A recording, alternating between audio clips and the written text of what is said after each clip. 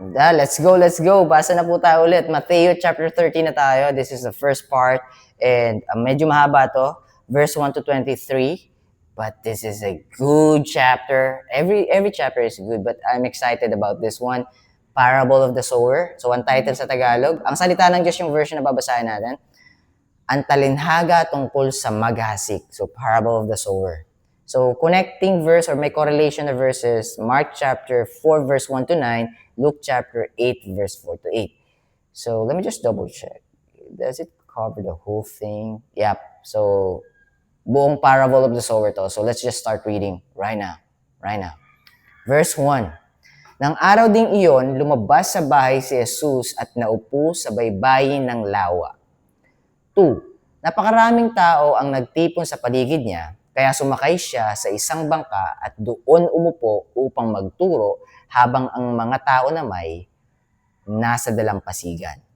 3. Marami siyang itinuro sa kanila sa pamamagitan ng mga talinhaga, parables, o paghalintulad, simile, if I'm not mistaken. Sinabi niya, may isang magsakang naghasik ng binhi. 4. Sa kanyang paghasik, may mga binhing nahulog sa tabi ng daan. Dumating ang mga ibon at pinagtutuka ang mga binhing iyon. 5. May mga binhi namang nahulog sa mabatong lugar, stony ground, rocky ground, kung saan walang gaanong lupa. Mabilis na tumubo ang binhi dahil mababaw ang lupa. 6. Ngunit natuyo rin ito ng masikatan ng araw at namatay dahil hindi masyadong nag-ugat. 7. May mga binhi namang nahulog sa may matitinik na damo. Lumago ang mga damo at sinikil ang mga tumubong binhi. Meaning choke the seed that had grown has been choked to death by the weed. Alright. I'm paraphrasing. 8. Ang iba naman ay nahulog sa matabang lupa. Lumago at namunga, may tig-30, tig-60, at tig-100. 9. Makinig ang sino mang may pandinig. Those that has ears to hear, let them hear. 10. Nang makauwi na ang mga tao, lumapit kay Jesus ang mga alagad niya at nagtanong, apostles, or during that time, disciples. Bakit po kayo gumagamit ng talinhaga sa pagtuturo sa mga tao? 11. Sumagot si Jesus, ipinagkaloob sa inyo na maunawaan ang mga hiwaga tungkol sa kaharian ng langit, ngunit hindi ito ipinagkaloob sa iba. The reason for that is because I'm gonna leave earth, and I'm gonna trust the wisdom unto you so you can spread it abroad. Alright. Verse 2, sapagkat ang taong sumusunod sa narinig niyang katotohanan ay bibigyan pa ng higit na pangunawa, ngunit ang taong hindi sumusunod sa katotohanan, kahit ang kaunti niyang nauunawaan ay kukunin pa sa kanya. May meaning, deeper meaning yun. Ang deeper meaning nun is baliwala. Kung ano man yung wisdom na gets mo, if it's a worldly wisdom, it's nothing. It's nothing because it's all temporary. You're going to lose it. You're going to lose it sooner or later. Kukunin pa sa kanya. 13. Kaya nagsasalita ako sa kanila sa pamamagitan ng talinhaga dahil tumitingin sila ngunit hindi nakakakita. They have eyes but they cannot see. At nakikinig ngunit hindi naman nakakarinig o nakakaunawa. They have ears, they cannot hear, or they don't understand. 14. Sa kanila natupad ang sinabi noon ni Isaias, makinig man kayo ng makinig, hindi kayo makakaunawa. Talking about the goats. Tumingin man kayo ng tumingin, hindi kayo makakakita. Again, talking about the goats. Meaning the unbelievers, those who will not be able to enter the kingdom of heaven. Do I know them? Personally, not. Does God knows them? Definitely yes. Alright. Tumingin man kayo, hindi kayo makakita. Alright, 15. Sapagkat matigas ang puso ng mga taong ito, tinapakan nila ang kanilang mga tainga at ang kanilang mga mata, meaning deliberately rejecting the gift of God of salvation, meaning believing them on themselves alone, not in God. Alright. So, let me just read it back. Where did I stop? Sapagkat matigas ang puso nila, yapa nila, dahil at ipinikit nila ang kanilang mga mata dahil baka makakita sila at makarinig at maunawaan nila kung ano ang tama at magbalik loob sila sa akin at pagalingin ko sila, because they are in love with their sins and they are embracing it, they are cleaving unto it, they cannot remove their grasp unto it. They deliberately reject God because they are too in love with the world, and that's the reason why they're goats. Again, let me just clarify this. This is an important topic. I don't know who's goats. And the goats will only be goats on their last dying breath, and they uttered, I don't believe you. I did great for myself, and I'm saving myself. I'm giving myself eternal life. You cannot give me eternal life. I don't believe you. If that's the word that they're uttering on their last dying breath, they're goats. Can we know about it? We can't. We can't, because it will now be coming from this, not be coming from this. Whatever they are saying, God is not listening to it.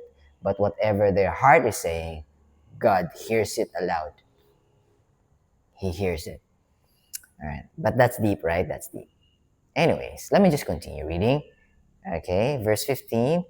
Puso, makakaunawa, pagagaling ko sila. Alright, 16. Ngunit mapalad kayo dahil nakakakita kayo at nakakaunawa. 17. Sinasabi ko sa inyo ang totoo. Maraming propeta at matutuwid na tao noon ang naghangad na makita at marinig ang nakikita at narinig ninyo ngayon, because He's the Messiah. Everyone that comes before Him, bago siya, hindi nila nagawa yung kanyang ginagawa. So they are the first witness, the apostles, and those who are witnessing the miracles that He's been doing back then. Alright, sinasabi ko sa inyo ang totoo, maraming propeta at matutuwid na tao noon ang naghangad na makita at marinig ang nakikita at naririnig niyo ngayon, ngunit hindi ito nangyari sa kanilang panahon. 18. Pakinggan ninyo ang kahulugan ng talinhaga tungkol sa maghasik. Now, this is important. Please pay attention, guys. It's only 7 minutes, or actually 8 minutes.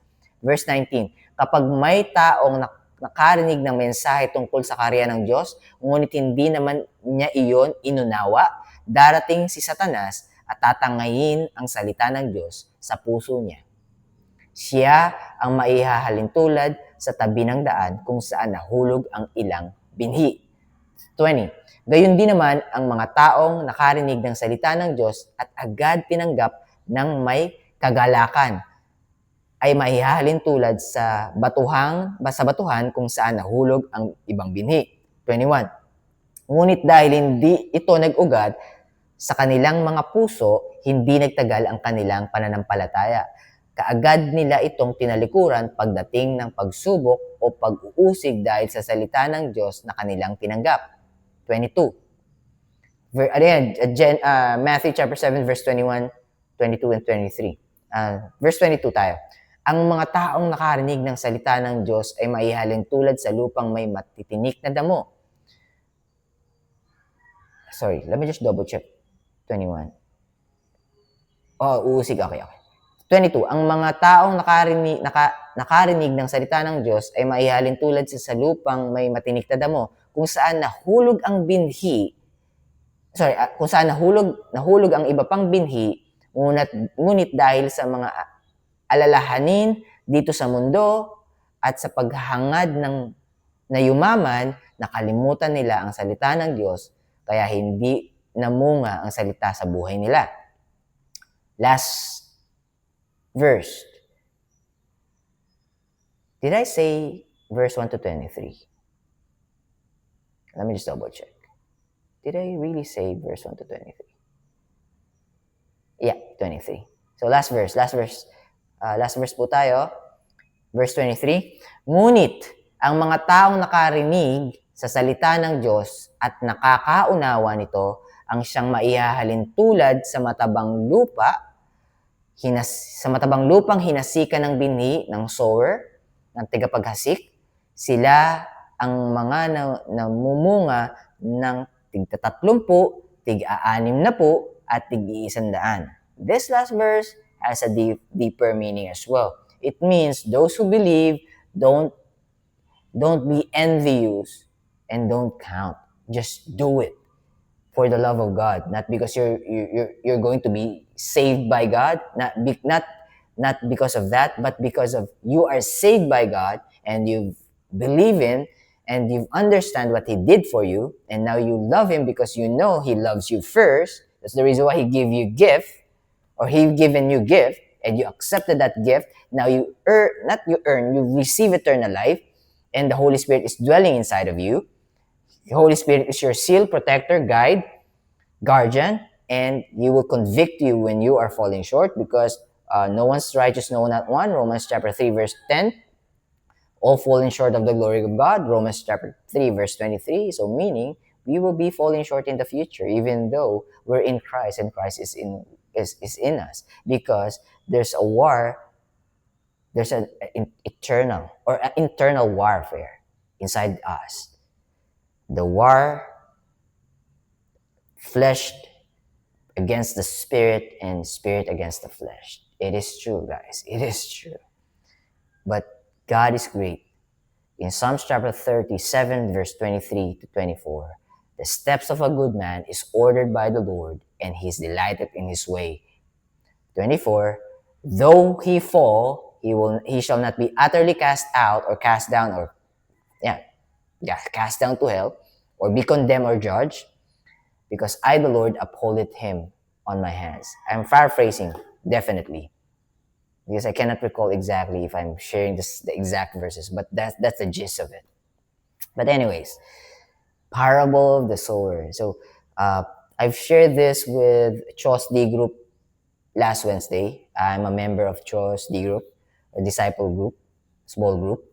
And I've shared to every one of us, including me, that we don't have to be ashamed to share the gospel, and we don't have to worry if we are not able to convert or to translate the word of God for them to be able to understand fully, meaning they didn't accept it right away. We're just planting seed. We're just planting seeds. Just keep on sowing. It will fall on the good ground eventually. And it will produce 30s. Let the 30s produce 30s. Let the 60s produce 60s. Let the 100s produce 100s. But don't ever count. Rejoice if your brethren produces 100 of their fruits. Rejoice if the brethren is producing 30 of his fruits. Because all we are doing, brethren, true believers and followers of Christ. 1 Corinthians chapter 10, verse 31. Whether ye eat or drink, whatsoever ye do, do all for the glory of God. Philippians chapter 1, verse 21. For to me to live is Christ, to walk with Christ here on earth, to do the things that God presented me to do, or do the things that God gave me to do. How can you know what God wants you to do? Dwelling in the Word. Being in the Word. In the beginning was the Word, and the Word was with God, and the Word was God. The same is in the beginning with God. All things were made by Him, and without Him not anything made that was made. In Him was life, and the life was the light of men. And the light shineth in darkness, and the darkness comprehended it not.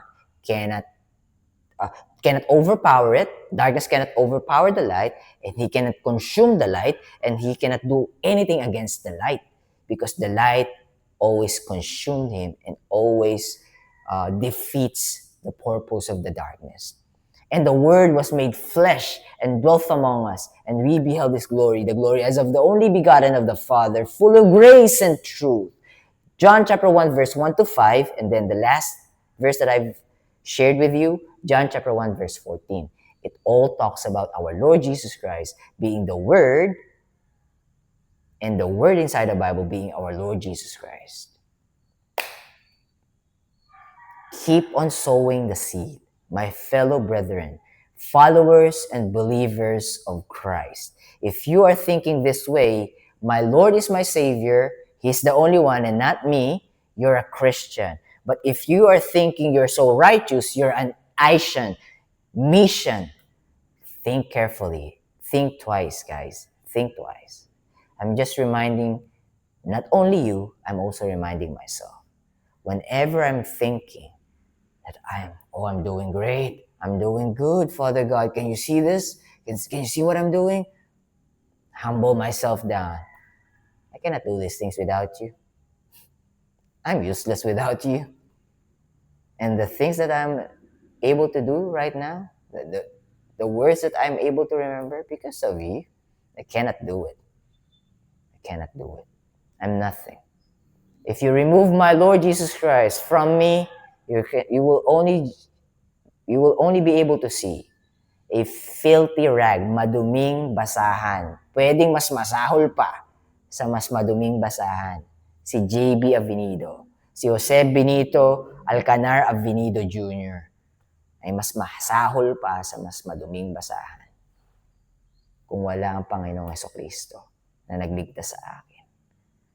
You can laugh at me all you want. You can mock me all you want.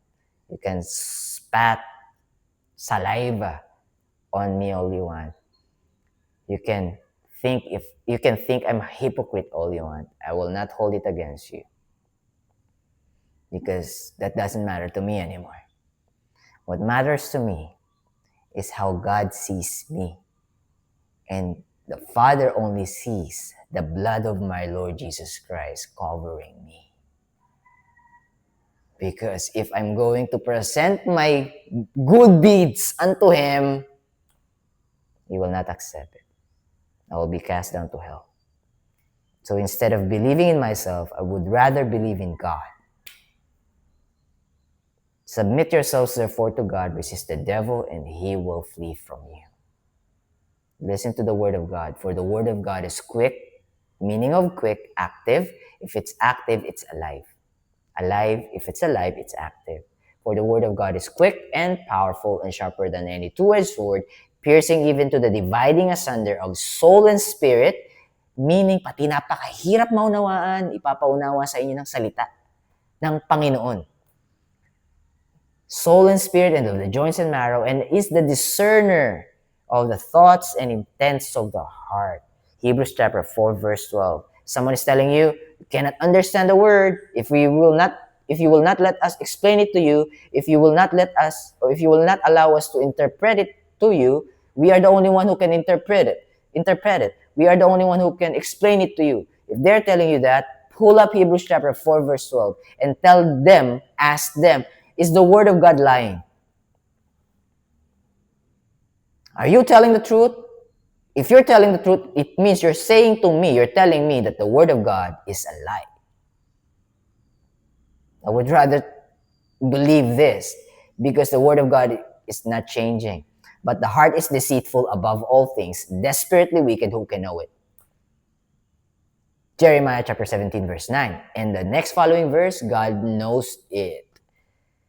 But no man knows that our heart is wicked. But the Bible says, how can a man wrote this Bible when it's going against himself? I mean, going against humanity.